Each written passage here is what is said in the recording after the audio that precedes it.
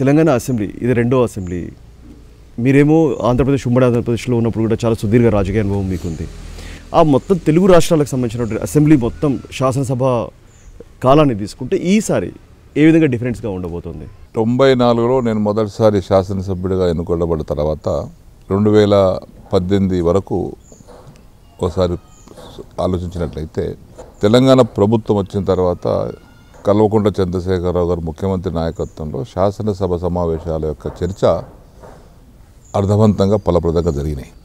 గతంలో ఇంత సుదీర్ఘంగా ప్రశ్నల తల సమయం కానీ, జీరో అవర్ కానీ, లేకపోతే బడ్జెట్ పైన సుదీర్ఘమైన చర్చ కానీ, తర్వాత డిమాండ్స్ పైన సుదీర్ఘమైన చర్చ కానీ ఎప్పుడు జరిగేది కాదు. ఏదో ఒకటి రెండు పద్ధతుల పైన చర్చ జరుగుతుండే, ఏదో అల్లరైతుండే, అడ్జర్న్ చేస్తుండే, చివరి నా ఆఖరి తేదీ నాడు అన్నీ కూడా డీమ్డ్ టు అప్రూవ్ అని చెప్పేస్తుంది. అంటే దానివల్ల ప్రజలకు ఏం చేస్తున్నాం అనేది సభ ద్వారా తెలియజేయాలి.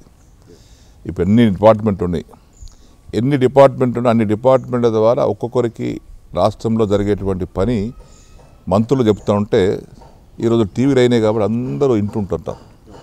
కాబట్టి ఆ యొక్క అవకాశం గతంలో ఉండేది కాదు.